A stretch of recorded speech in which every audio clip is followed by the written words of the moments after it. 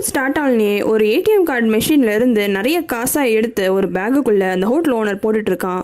அப்போ உனக்கு ஒரு ஃபோன் கால் வருது, தங்கச்சி கிட்ட இருந்து தான். இருந்தாலுமே ஃபோனை கூட அட்டன் பண்ணாம பாக்கெட்ல போட்டு மிச்ச காசையும் எடுத்து பேக்குள்ள போட்டுட்டு இருக்கான். இந்த பக்கம் அந்த தங்கச்சி 3 பேர்கிட்ட இல்ல அண்ணன் ஃபோன் எடுக்க மாட்டேங்கிறான் அப்படின்ட்டு சொல்றா. உடனே அவங்க 3 பேருமே நம்ம அவனை மேல டவுட் பட ஆரம்பிச்சிட்டோம்னு அவனுக்கு தெரிஞ்சிருச்சு, அவனை சஸ்பெக்ட் லிஸ்ட்ல போட்டு ஃபாலோ பண்ண ஆரம்பிங்க அப்படின்ட்டு சொல்றாங்க. அவங்க 3 பேருமே போலீஸாக தான் இருக்கும். இது கேட்டு தங்கச்சி பயந்துடுறா. என் அண்ணன் என்ன பண்ணான்னு சொல்லிட்டு சஸ்பெக்ட் லிஸ்ட்லாம் போடுறீங்க அப்படின்ட்டு கேட்குறா. யூபிஎம்மோ அவனோட ஆஃபீஸ்க்கு நடந்து வரான். அப்போ அவனோட அசிஸ்டன்ட்டு உங்களை பார்க்கறதுக்கு யாரோ வெயிட் பண்ணியிருக்காங்க அப்படின்ட்டு சொல்கிறா.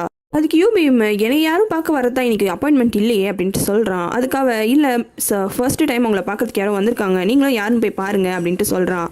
இவனும் போயிட்டு டோர் ஓப்பன் பண்ணி பார்த்தா உள்ளே இருக்கிறது அந்த ஹோட்டல் ஓனராக தான் இருக்கும். அவனை பார்த்தோன்னே ஒரு நிமிஷம் இருங்க அப்படின்னு சொல்லிட்டு திரும்பி வெளில அசிஸ்டண்ட்டை வந்துட்டு பார்ஜூன்மோ கேஸில் நான் தோத்துட்டேன்னு சொல்லிட்டு எனக்கு என்ன இந்த மாதிரி கிளைண்ட்லாம் கொடுக்குறீங்களா அப்படின்ட்டு கேட்குறான். அதுக்காக இல்லை சார், நீங்கள் போய் என்னென்னு பேசி பாருங்கள், அவரோட மீட் பண்ண வந்திருக்காங்கன்னா எதனா ஒரு விஷயமா தான் இருக்கும் அப்படின்ட்டு சொல்கிறா. சரின்னு சொல்லிட்டு யூபிஎம்மோ உள்ளே போயிட்டு பேச போகிறான். உள்ளே வந்த யூபிஎம் நான் அட்டார்னி யூபிஎம், உங்கள் பேர் என்ன அப்படின்ட்டு கேட்குறான். அதுக்கு அந்த ஹோட்டல் ஓனர் என்னோட பேர் கேங்டாஹி, ஆல்ரெடி ப்ராசிக்யூட்டராக இருந்த அட்டார்னி தான் வேணும்னு கேட்டேன், உங்களை வந்து பார்க்க சொன்னாங்க, அதனால தான் உங்களை பார்க்க வந்திருக்கேன் அப்படின்ட்டு சொல்கிறான். நான் கேட்குற கேஸ் எல்லாத்தையும் எடுத்துக்கிறதுக்கு கிடையாது, அந்த கேஸில் என்னால் வின் பண்ண முடியும், நான் மட்டும்தான் இந்த கேஸ் எல்லாம் எடுப்பேன், சாரி உங்கள் விஷயம் என்ன அப்படின்ட்டு கேட்குறான். அதுக்கு உடனே அந்த ஹோட்டல் ஓனரோட பேக் ஓப்பன் பண்ணி இந்த பேக்கில் எவ்வளவோ காசு இருக்குது, உங்களுக்கு எவ்வளோ வேணாலும் நான் காசு தரேன், தயவு செஞ்சு என்னோட கேஸை எடுத்துக்கோங்க அப்படின்ட்டு கேட்குறான். அதை பார்த்த யூபிஎம்மோ சரி முதல்ல உங்கள் கதை என்னன்னு சொல்லுங்கள் பார்ப்போம் அப்படின்ட்டு சொல்கிறான். அதுக்கு அந்த ஹோட்டல் ஓனர் ரீசெண்டாக நான் ஒரு கார் ஆக்சிடெண்ட்டாக நடந்தது, அதில் என்னோட தம்பி இறந்து போயிட்டான், ஆனால் போலீஸ் எல்லாரும் சேர்ந்து இன்சூரன்ஸ் மணிக்காக தான் என் தம்பியை நான் கொலை பண்ணிட்டேன்னு சொல்லிட்டு என்னை சஸ்பெக்ட் லிஸ்ட்லாம் போட்டாங்க, வாரண்ட்டி கூட கொண்டு வந்துட்டாங்க, அதனால தான் நான் வீட்டிலேருந்து தப்பிச்சு வந்துட்டேன் உங்களை பார்க்க அப்படின்ட்டு சொல்கிறான். இதை கேட்ட யூபிஎம் சரி வாரண்டியில் என்னென்னு போட்டிருந்தாங்கன்னு கேட்குறான்.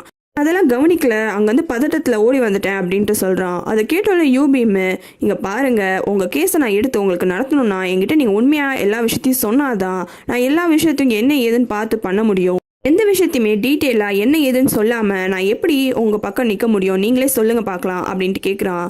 அந்த ஹோட்டல் ஓனர் திருன்னு முழிக்கிறான். உண்மையை சொல்லுங்கள், நீங்கள் தானே உங்கள் தம்பியை கொலை பண்ணீங்க அப்படின்ட்டு கேட்குறான்.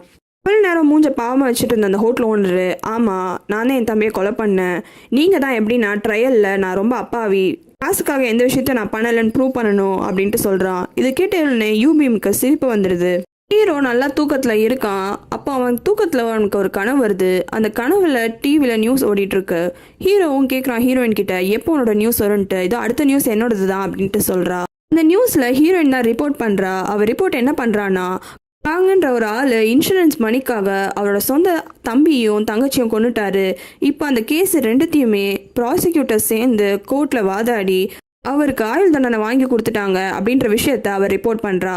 இது கேட்டோன்னே ஹீரோ அது என்ன ப்ராசிக்யூட்டர்ஸ் வாங்கி கொடுத்தாங்க, நான் தானே அவனுக்கு வாங்கி கொடுத்தேன், என் பேரை ஏன் நீ மிஸ் பண்ண அப்படின்ட்டு கேட்குறான். அதுக்காக அது ஏதோ ஒரு ஃப்ளோவில் மிஸ் பண்ணிட்டேன், இப்போ என்ன அதனால் அப்படின்ட்டு கேட்குறா. அதுக்கு ஹீரோ ஆனால் நீ ரொம்ப மோசம் தெரியுமா அப்படின்னு சொல்லிட்டு அவளோட ஷோல்டரில் சாஞ்சிக்கிறான். ஹீரோயினும் என்ன மோசம் அப்படின்ட்டு கேட்குறா. அப்போ தான் தெரியுது ஹீரோ ஷோல்டரில் சாஞ்சது ஹீரோவோட தம்பியாக தான் இருக்கும். அவனும் இவன் தூக்கத்தில் இருக்கானேன்னு சொல்லிட்டு என்ன மோசம், என்னடா நீ பேசிகிட்டு இருக்க தூக்கத்தில் அப்படின்ட்டு கேட்குறான். ஹீரோவும் டக்கு தூக்கத்துலேருந்து ஏந்து பார்த்தா தம்பியோட ஷோல்டர் மேலே சாஞ்சிருந்தோம்லையே பயந்துடுறான். நீ என்ன பண்ணுற என்னோட பெட்டில் அப்படின்னு கேட்குறான். அதுக்கு அந்த தம்பி நான் உன்னை காலையில் எழுப்புறதுக்கு வந்தேன், நீ தான் என்னை பிடிச்சி உட்கார வச்சு என்னை கட்டி பிடிச்சிட்டு நீ தான் என் கையை பிடிச்சிக்கிட்டு மோசம் நீன்னு சொல்லிட்டே இருந்த அப்படின்ட்டு சொல்கிறான். கேட்கல ஹீரோ டென்ஷன் ஆயிடுறான். அப்படி பண்ணனா அதுக்கு என்ன இப்போ அப்படி இப்படின்னு சமாளிக்க ஆரம்பிக்கிறான். அதுக்கு தம்பி எனக்கு தெரியும் உன் மேலே தான் தப்பு இருக்குன்ட்டு, அதனால நீ நல்லா சமாளிக்கிறேன்னு எனக்கு தெரியுது, சரி காலையில் பிரேக்ஃபாஸ்ட்டுக்கு என்ன செய்ய, சீரியலா இல்லை மேகி எதனா நீ செய்யறியா அப்படின்ட்டு கேட்குறான். அப்போ தான் ஹீரோக்கு நைட்டு ஹீரோட அம்மா பிரேக்ஃபாஸ்ட்டுக்கு எங்கள் வீட்டுக்கே வந்துருங்கன்னு சொன்னதை ஞாபகத்துக்கு வருது. எனக்குலாம் எந்த சாப்பாடும் வேணாம், நான் எதிர் வீட்டுக்கு போகிறேன் சாப்பாட்டுக்குன்னு சொல்கிறான். உடனே தம்பி எதிர் வீட்டுக்கா, அவங்க வீட்டில் சாப்பாடு சூப்பராக இருக்கும் தெரியுமா அப்படின்ட்டு சொல்கிறான். அது கேட்டோட ஹீரோ உனக்கு எப்படி தெரியும், நீ எப்போ அவங்க வீட்டுக்கு போய் சாப்பிட்டேன் என்னை விட்டுட்டு அப்படின்ட்டு கேட்குறான். அதுக்கு அந்த தம்பி போன வாட்டி நீ தான் வரலையே, அப்போ தான் நான் போய் சாப்பிட்டேன் அப்படின்ற விஷயத்த சொல்கிறான். ஹீரோயின் வீட்டுக்கு காலையில் போய் பிரேக்ஃபாஸ்ட்டை முடிச்சுட்டு 2 பேரும் பஸ் ஸ்டாப்புக்கு போகிறாங்க. அப்போ ஹீரோட பஸ்ஸும் வருது. அப்போ ஹீரோயின் உன்னோட பஸ் வந்துருச்சே நீ கிளம்பி போகலையா அப்படின்ட்டு கேட்குறா. அதுக்கு ஹீரோ நேற்றுக்கு தான் நான் உங்ககிட்ட சொன்னேன்ல உன்னை கூட்டிகிட்டு போய் ஆஃபீஸில் விடுறது தான் எனக்கு காலையிலேயே ஃபஸ்ட்டு வேலைன்ட்டு, அப்புறம் எதுக்கு கேட்குற அப்படின்ட்டு சொல்கிறான். அப்போ தான் ஹீரோயின் முன்னாள் நாள் நடந்து பார்த்ததை யோசிச்சு பார்க்குறா. அப்போது நீ சொன்னது எல்லாமே உண்மையா அப்படின்ட்டு கேட்குறா. அதுக்கு ஹீரோ நான் தான் சொன்னல எல்லாமே உண்மைன்ட்டு, அப்புறம் எதுக்கு திரும்பி கேட்குற அப்படின்னு சொல்லிடுறான். இதை கேட்டோடனே ஹீரோயினுக்கு ரொம்ப சந்தோஷமாயிடுது. அவனோட கையை பிடிக்க வரா. ஆனால் அதுக்குள்ளே இவளோட பஸ் வந்துடுது. ஹீரோ போயிடுறான். கையை பிடிக்க முடியலன்னு ரொம்ப ஃபீல் பண்ணுறா. அப்போ ஹீரோவே வந்து கை பிடிச்சி பஸ்ஸில் ஏற்றிடுறான். ஹீரோயினும் ஆஃபீஸ்க்கு போயிடுறா. அப்போ அவளோட கேப்டன் வந்துட்டு இந்த விசிட்டிங் கார்டெலாம் உன்னோடது அப்படின்ட்டு கொடுக்குறாரு. 2 பண்டில் கொண்டு வந்து கொடுக்குறாரு. அதை பார்த்தோன்னே ஹீரோயின் இவ்வளோ தேவையா அப்படின்ட்டு கேட்குறா. அதுக்கு அவர், நீ போன நேரம் நிறைய பேர் வேலையை விட்டு போயிட்டாங்க, நிறைய பேர் மாறவும் செஞ்சுட்டாங்க, அதனால் நீ போய் எல்லாரையும் மீட் பண்ணும் போது உனக்கு இதுவே முதல்ல பத்தாது அப்படின்ட்டு சொல்கிறாரு. கேட்டோன்னே ஹீரோயின், ஐயோ நான் இவ்வளோ பேரை போய் பார்க்கணுமா, சரி நான் என்னோட வேலையை ஆரம்பிக்கிறேன் அப்படின்னு அங்கேருந்து கிளம்புறா. வீட்டுக்கு ஹீரோயினை தேடிட்டு ஹீரோனோட ஹோட்டலுக்கு போகிறான். ஆனால் அங்கே போனால் ஹீரோயின் இல்லைன்னு அவங்க அம்மாவும் சொல்லிடுறாங்க. சாப்பிட்டுட்டு அவன் திரும்பியும் அவனோட ஸ்டேஷனுக்கு வரான். பார்த்தா ஸ்டேஷனில் ஹீரோயின் வெயிட் பண்ணிட்டு இருக்கா. என்ன நீ உன்னை புதுசாக வேலைக்கு எதனா சேர்த்துட்டாங்களா அப்படின்ட்டு கேட்குறான். அப்போ ஹீரோயின், இல்லை நான் ஆல்ரெடி இருந்த வேலையில் தான் என்னை ரீஹையர் பண்ணிட்டாங்க, இதான் என்னோட விசிட்டிங் கார்டுன்னு கொடுக்குறா. அப்போ தான் வீட்டுக்கு தெரியுது ஹீரோயினை ரிப்போர்ட்டராக வேலை பார்த்தான்றது. 2 பேரும் ரொம்ப சந்தோஷமாக அங்கேயே பேச ஆரம்பிச்சிடுறாங்க. அங்கே பேசிட்டு ஹீரோயின் வெளியில் வரும்போது, தயவு செஞ்சு எதுனா நியூஸ் இருந்தால் சொல்லு, என்னோட சீனியர் வேறு எனக்கு கால் பண்ணிட்டே இருப்பாரு அப்படின்ட்டு சொல்கிறா. கரெக்டாக காலும் வருது. அப்போ எதனா விஷயம் வேணும்னு கேட்டோன்னே அதுக்கு வீட்டுக்கு, இந்த மாதிரி இந்த ஏரியாவில் ஒரு 100 பூனை கிட்ட ஏதோ சீரியல் கில்லிங் கேஸ் மாதிரி கொண்டு இருக்காங்க அப்படின்ற விஷயத்த சொல்கிறான். இதை ஹீரோயினும் அவளோட சீனியர் கிட்ட ஃபோனில் சொல்லிடுறா.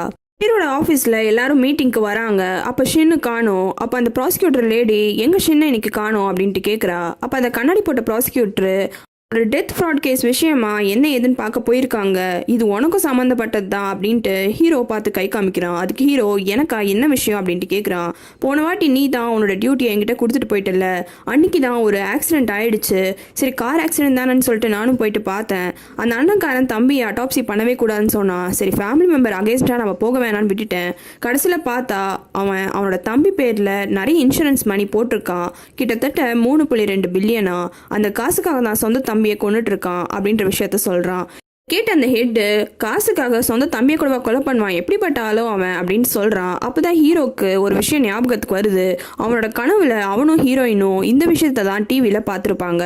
அந்த அக்யூஸானோட லாஸ்ட் நேம் காங்கா அப்படின்ட்டு கேட்குறான். அதுக்கு அந்த ஹெட்டு, ஆமாம் உனக்கு எப்படி தெரியும், அவனோட பேர் கேங்டாஹி அப்படின்ட்டு சொல்றான். இது என்ன அவன் தம்பியும் தங்கச்சி 2 பேரையும் கொலை பண்ண கேஸா அப்படின்ட்டு அடுத்தது ஹீரோ கேட்குறான். அதுக்கு அந்த கண்ணாடி போட ப்ராசிக்யூட்டர், இல்லை தம்பி மட்டும்தான், தங்கச்சினும் உயிரோட தான் இருக்கா அப்படின்ட்டு சொல்கிறான். இது கேட்டோட தங்கச்சி உயிரோட இருக்காளா அப்படின்னு கன்ஃபார்ம் பண்ணிக்கிறான். உடனே அந்த கண்ணாடி போட ப்ராசிக்யூட்டர், சரி உனக்கு எப்படி தெரியும் அவனுக்கு ஒரு தங்கச்சி இருக்குன்ட்டு, நீ ஃபைலை பார்த்தியா அப்படின்ட்டு கேட்குறான். இல்லை எனக்கு இன்னொரு கேஸ் இதே மாதிரி இருந்தது, அதோட நான் கன்ஃபியூஸ் பண்ணிட்டேன். மறக்காம ரெட் லோட்டஸ் தமிழ் சேனலுக்கு சப்ஸ்கிரைப் பண்ணுறேங்க. உங்களுக்கு வேறு சீரீஸ் பார்க்கணுன்னா கமெண்ட்டில் சொல்லுங்கள்.